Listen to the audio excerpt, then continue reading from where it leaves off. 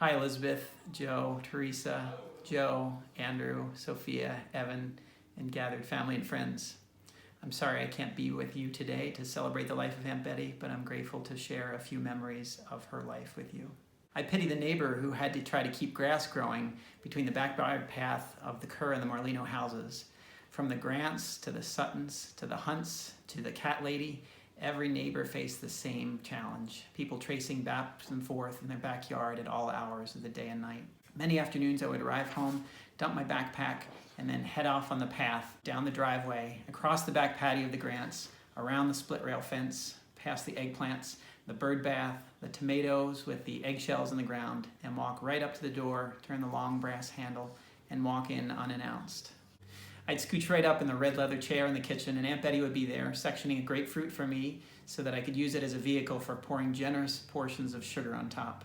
If I was lucky, she'd be at the end of an aluminum can of Hershey's chocolate syrup, so I would sit and watch as she slowly poured milk in the can, swish it around, and then pour the extremely dark milk into a glass for me to drink. She reminded me that we should never waste any resources, especially chocolate, no matter what form it took. Afternoons were spent on various activities. First and foremost was piano. As many of you know, the Marlinos have a baby grand piano in their living room. Aunt Betty had taken a green magic marker and labeled all the keys with their respective letters to help us learn notes and to practice.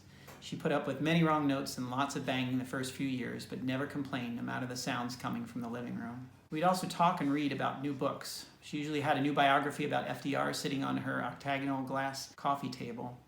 We'd sit on her white sofa and thumb through the books. One year she introduced me to a story I'd never heard about. It was a story of a man who built a raft and sailed it from South America to Polynesia so he could prove that there was reverse migration. I'm pretty sure no other kid in the 7th grade anywhere in America that year had ever written a book report on Kon-Tiki by Thor Heyerdahl. Some days we'd head over to the Lansdowne Public Library so we could check out a new book or help with organizing items in the Herman Bainey room. Aunt Betty set me up with my first job, putting all barcodes inside the inside cover of all books so that they could wand the book at the checkout. It was the latest technology in the 1980s, and I was proud to be part of the wave of change. The library was always such a soothing place to find a good book, to hear stories being read out loud, to see many familiar and unfamiliar faces in one place. It was the gathering point for people all across Lansdowne, and I felt at home. When I recently started a new job in Boston, I was a bit nervous that I did not know a soul in the new company.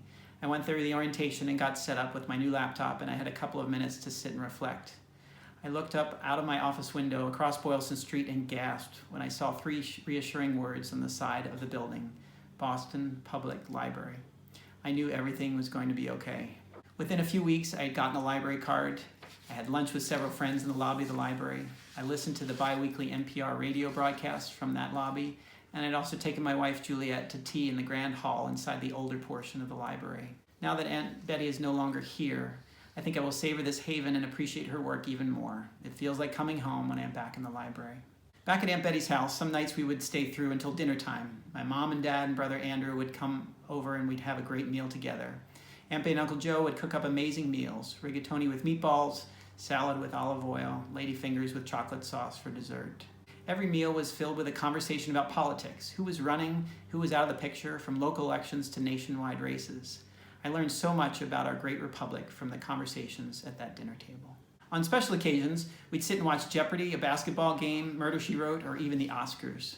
Aunt Betty loved movies, from King Lear to the 39 Steps to movies about Katharine Hepburn and Spencer Tracy. She loved sharing her passion for the silver screen. Up until the last few years, we would still talk on the phone about our favorite picks for the Oscars, which movies were in, which were not even worth watching the trailer for. I'm glad to continue that tradition with Elizabeth as we call each other to predict on Oscar night who would be the big winner. As the sunset and the evening wound down, we'd usually head out the front door and she would call out to us in her beautiful French accent, "Vois-tu demain?"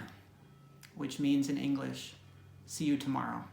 Aunt Betty taught social studies, English, and French at Marple Newtown for many years, and her accent was perfect. So as we sit here today to savor the many ways that Aunt Betty touched our lives, and remember the beautiful, classy lady that she will always be, we will not say goodbye, but instead we will simply say, "Vois-tu demain? Vois-tu demain?"